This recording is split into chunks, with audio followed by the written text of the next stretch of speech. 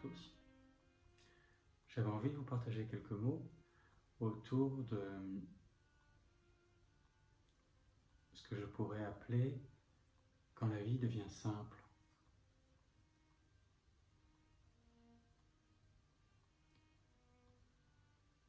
Dans les moments où on est pris dans la tourmente ou dans des situations inconfortables, ça peut paraître présomptueux, arrogant, décalé d'évoquer cette question de la simplicité de la vie.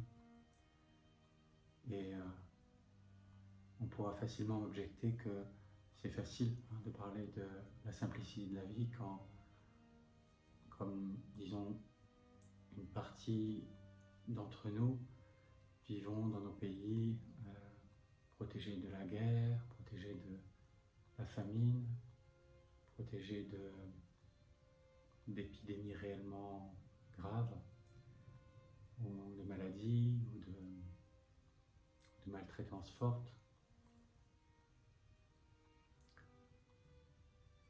Ce que je partage là, en réalité, je le partage à partir de ma propre expérience, c'est-à-dire de ce qui, précisément dans ces moments où je me suis trouvé débordé,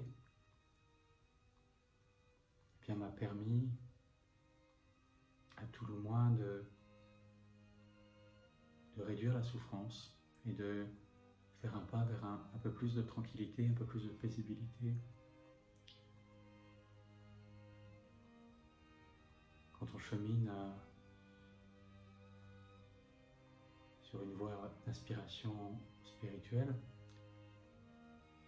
et il y a un nombre de techniques de méditation, de respiration, de pratiques énergétiques qui nous promettent progressivement de nous libérer de nos conditionnements, nos identifications, nos souffrances, nos attachements, notre karma. Ces pratiques sont souvent construites autour d'une idée de purification. L'idée étant de libérer progressivement les tensions qui se sont accumulées dans ce corps conscience. Ces tensions qui sont quelque part hors champ de ma focalisation habituelle. Un peu comme si je regardais dans une direction donnée avec le champ réduit de mes identifications. Je me prends pour ce corps ou pour une Marie avec son rôle social, son statut familial, son histoire. Et quelque part, je ne prête qu'une attention secondaire à tout ce qui est un peu plus largement dans le champ. L'ensemble, on va dire, des traces mémorielles, des non-dits, des traumas, des émotions non exprimées. On va dire que sans que j'en ai directement conscience, même si elles ne sont pas au centre de mon attention, ces tensions m'impactent néanmoins comme si elles étaient dans le champ périphérique de ma perception. Alors, je peux volontairement orienter mon attention sur quelque chose d'agréable au premier plan. Je peux même réduire encore ce champ, et c'est une stratégie de défense du psychisme. Je peux réduire encore ce champ pour le focaliser sur quelque chose vraiment de ressourçant ou à minima de tranquille, de confortable, en laissant à la périphérie toutes les zones inconfortables. Et c'est un peu comme si, malgré tout, mon inconscient le percevait. C'est un mécanisme que Freud a décrit comme étant celui du refoulement, c'est-à-dire une expérience, quand elle devient trop inconfortable, elle va passer comme dans un espace, disons, d'archivage ou d'inconscience, mais elle va demeurer, malgré tout, dans mon champ d'expérience, de manière justement inconsciente. On pourrait dire que c'est toute la périphérie, c'est inconscient. Je ne le perçois pas directement, je n'ai pas conscience de le percevoir, mais malgré tout, ces expériences m'impactent. Et donc, ces voies de purification, elles invitent en un sens à travailler l'exploration de ces tensions pour progressivement les dissoudre. Et là, j'ai eu l'occasion déjà d'écrire dans certaines vidéos le processus par lequel être simplement en contact avec une expérience confortable ou inconfortable, sans rejet ni attachement, sans commentaire, sans évaluation, va quelque part permettre de vider cette tension. On ne le fait pas pour la vider, puisque si on le fait en fonction d'un objectif, eh bien, on réalimente évidemment la tension sous-jacente, mais observer tranquillement, à partir d'un endroit non jugeant et non identifié, une tension, va, à un moment donné, permettre à quelque chose d'autre d'advenir. Un peu comme si on ouvrait le canal, et donc, à un moment donné, si on arrête de retenir, de boucher la circulation du courant, eh bien, le courant va emporter la couleur spécifique de l'expérience qui est en train de se dérouler là maintenant, et puis elle va amener autre chose. Donc, toutes ces techniques de purification, qu'elles passent par la respiration, par des visualisations, par des formes de transe, par des contemplations, par des mantras, en tout cas, elles ont pour vocation de purifier mon champ en réduisant finalement les traces des événements, des pensées, des actions qui n'ont pas pu aller à leur terme.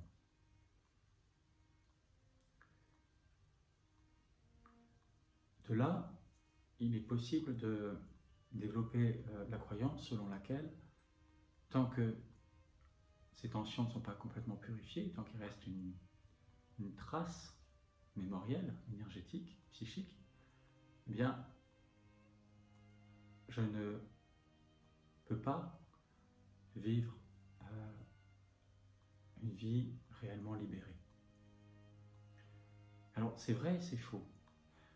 C'est vrai parce qu'effectivement, au fur et à mesure que je vais faire baisser la tension périphérique, eh bien, je vais pouvoir me sentir de plus en plus confortable dans des zones plus vastes de focalisation. C'est-à-dire que lorsque mes capacités psychiques étaient débordées et que je ne pouvais juste considérer que vraiment une très petite fraction de la réalité avec laquelle je suis confortable, lorsque je dénoue ces tensions périphériques, je vais pouvoir progressivement élargir mon champ. Et en élargissant mon champ, je vais pouvoir rencontrer de nouvelles expériences mémorielles, de nouvelles tensions, qui à leur tour vont pouvoir donc se libérer par la contemplation. Donc il y a une forme de cercle vertueux qui va faire qu'au plus je dénoue ces tensions passées, au plus je vais pouvoir en explorer des plus profondes, et au plus je vais augmenter mon espace de détente.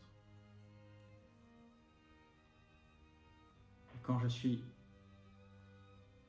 en mesure de rester en contact avec la réalité,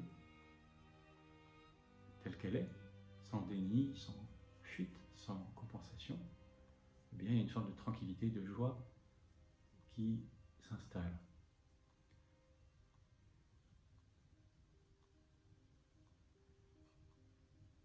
Donc ça, c'est, on pourrait dire, une voie progressive. C'est la description de l'éveil progressif tel qu'on en discute dans différentes écoles philosophiques bouddhistes ou tantriques. Mais il y a également cette notion d'éveil direct ou instantané. Qu'est-ce que c'est cette notion d'illumination directe, sans travail préalable de purification, ou en tout cas sans progressivité? Pour dire que cette expérience d'éveil, c'est un moment où mon champ est tellement ouvert, parce que ce qui est présent en cet instant est complètement accessible par rapport à ma capacité à rester avec, eh bien, il y a une forme de, on pourrait dire, de recouvrement entre la réalité et ce que je perçois. C'est-à-dire que tout passe quelque part dans une forme de champ conscient.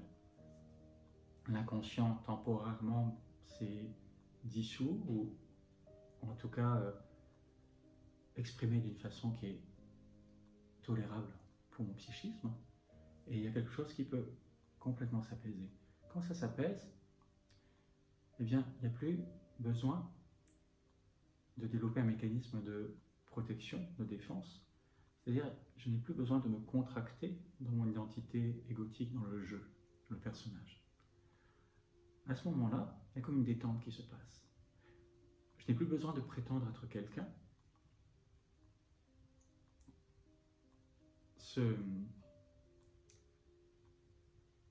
Cette contraction va se défaire d'elle-même. Dans cette contraction, il y a un je suis qui n'est plus un je suis quelque chose. C'est un ça est, ça existe. Il y a la couleur de ce mur, la forme de cette plante, ces sons de voiture ou de vent,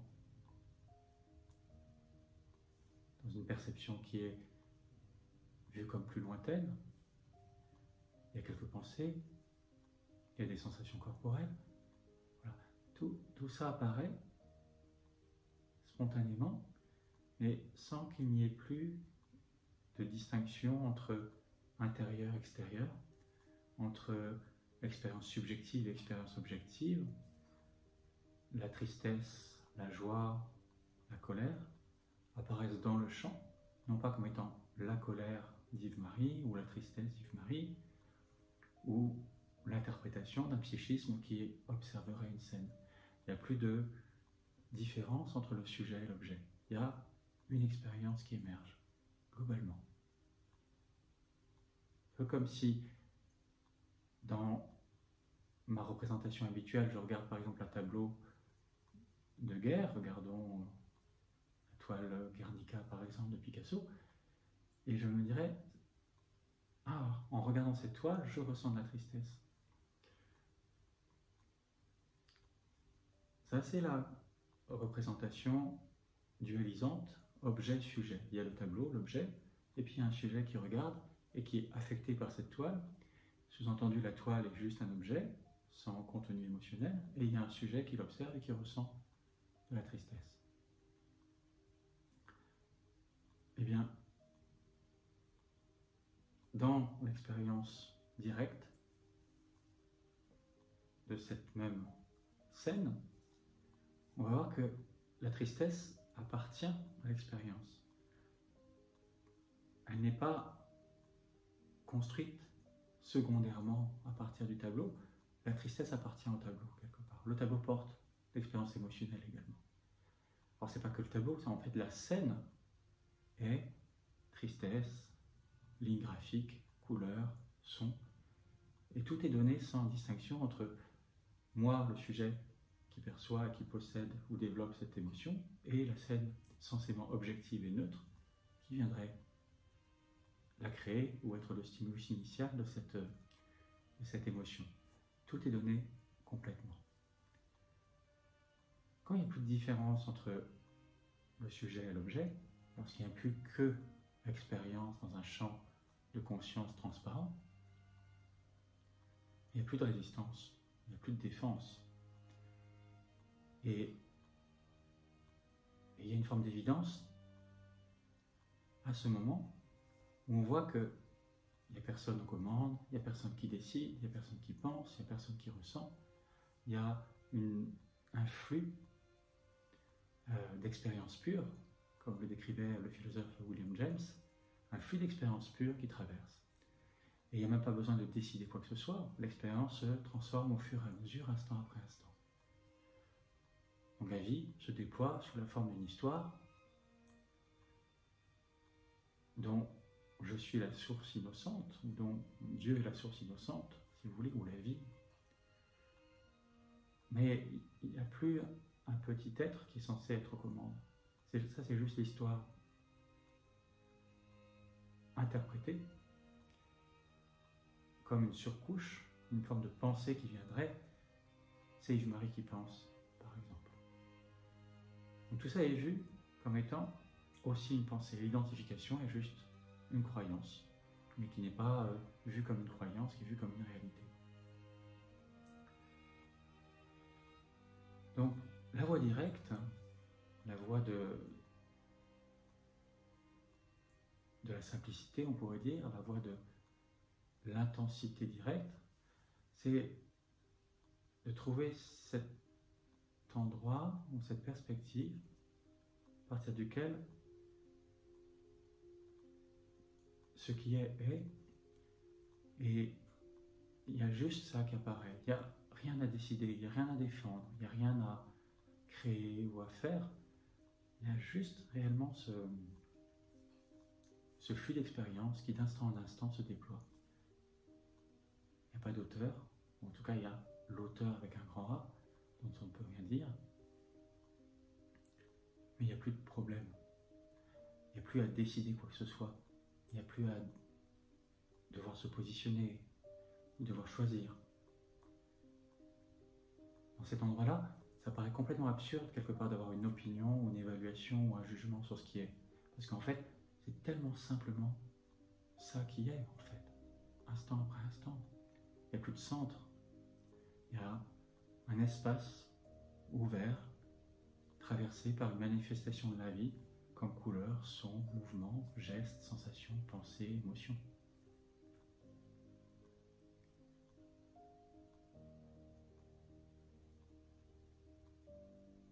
Dans le tantra, ou au sein de Psycélium, notre intention, c'est de favoriser la rencontre avec cette expérience directe de la vérité, comme elle est. La vérité, c'est qu'est-ce qui se joue là maintenant et dans quelle mesure ça dit oui ou ça dit non à cette expérience. Le moment où il y a une révélation ou une détente ou une explosion de grâce, c'est en général le moment où je vois à quoi je dis non. Et je prends conscience de ma résistance. Et en voyant la résistance, il y a quelque chose qui s'ouvre.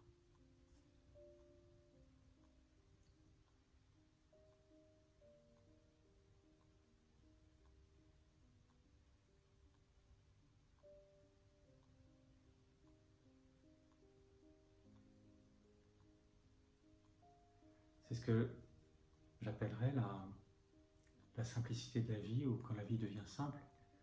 La vie devient simple quand j'arrête de créer des problèmes.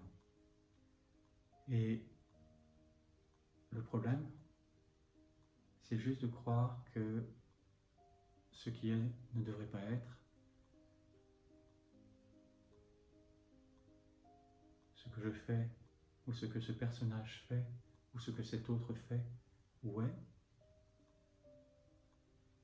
devrait être autrement. Quand il y a une opinion, une évaluation,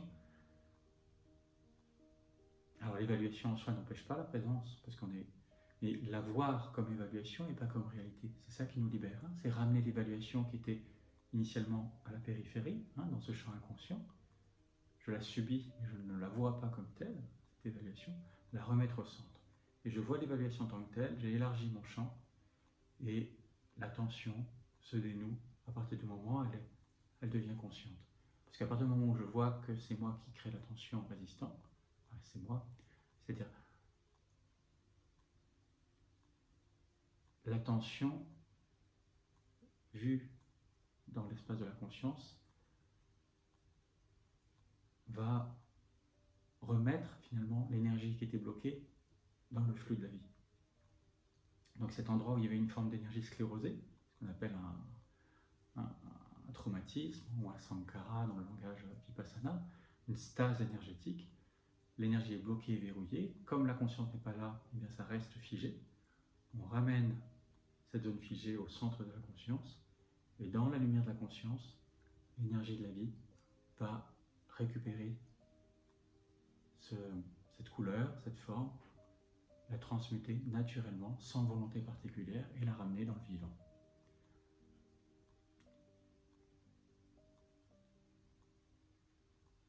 Ça, c'est le cheminement.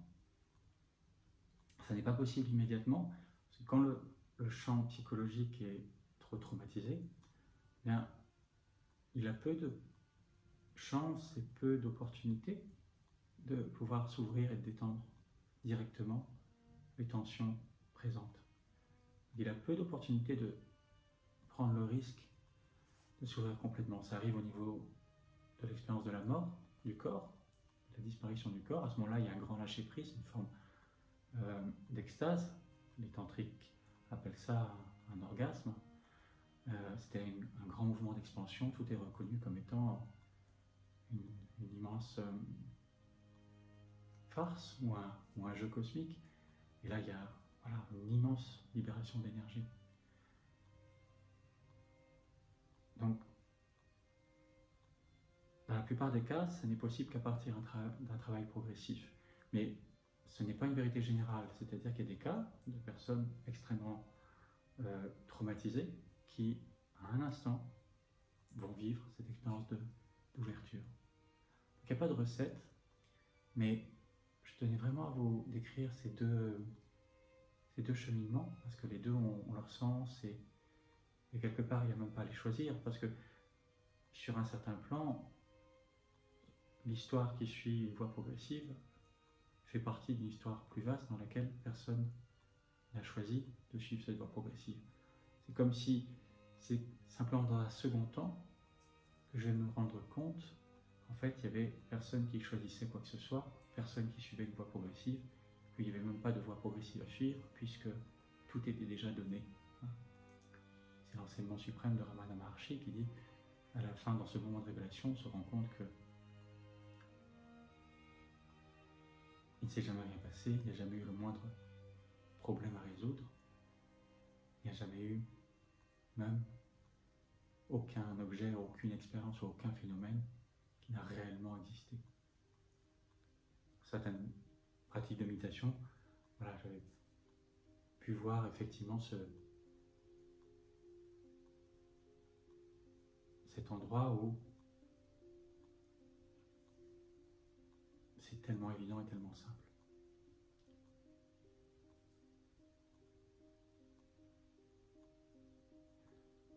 La voie de la simplicité, donc, c'est déconstruire plutôt la complexité avec laquelle nous percevons la réalité, en créant des sujets, des objets, des histoires, des souvenirs, des projections. Déconstruire tous ces objets, c'est-à-dire les ramener juste progressivement dans le champ en tant que ce qu'ils sont réellement. Il n'y a pas de passé, il n'y a pas de futur, il y a dans l'instant présent des pensées associées à un passé et des pensées associées à un futur. Les premières sont ce qu'on pourrait appeler des souvenirs, les secondes ce qu'on peut appeler des projections ou des anticipations, mais en réalité tout est donné dans le présent. Il n'y a pas réellement de temporalité, sauf dans la pensée. C'est le mental qui crée la pensée, en plaçant différents événements et différentes images dans un continuum imaginaire. Et au moment où tout s'ouvre, je vois toutes les pensées en même temps, et je vois également comment l'espace est également construit à partir des perceptions. Donc la perception de l'espace s'effondre dans une perception unique, comme s'il n'y avait plus de différence entre un centre et un espace infini. Donc même l'espace se résorbe dans cette expérience-là. Mais ces expériences d'ouverture ne sont qu'une expérience parmi d'autres qui n'ont pas de valeur particulière par rapport à vivre dans la vérité. Vivre dans la vérité et l'illumination, c'est simplement instant après instant être au plus proche finalement de ce qu'est la vie, instant après instant. Là je suis en colère, là je suis triste, là je suis identifié, là je fais une expérience océanique. Ce jeu n'étant pas Yves-Marie, ou le personnage qui serait incarné dans un corps, ce jeu c'est l'espace de conscience, l'espace vide que je suis, et qui émerge et se manifeste à chaque instant de manière unique, sous la forme de vagues, d'événements, de phénomènes, de pensées, émotions, sensations. Donc la complexité des enseignements, la complexité d'une psychothérapie n'est quelque part qu'un outil pédagogique ou temporaire pour venir déconstruire une tension complexe.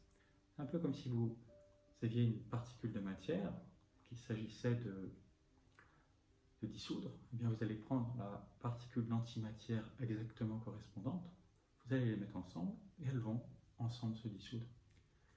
La complexité d'une thérapie est à la mesure de la complexité des problèmes qui ont été construits, qui demandent à être déconstruits. Mais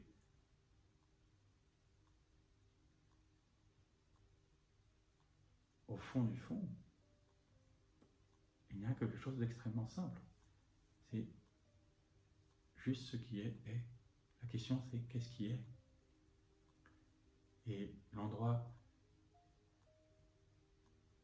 qui n'est pas vu n'est pas reconnu. Donc voir ce qui n'est pas vu. Voilà, c'est tout. Qu'est-ce qui est dans le champ inconscient à la périphérie?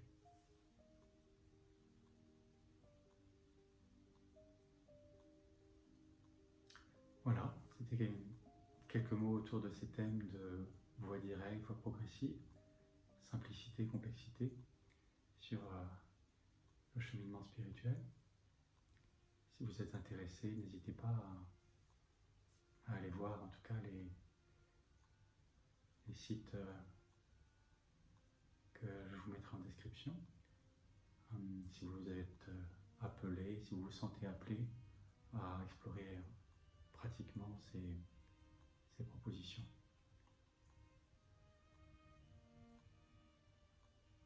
Je vous souhaite une très belle journée et je vous dis à bientôt.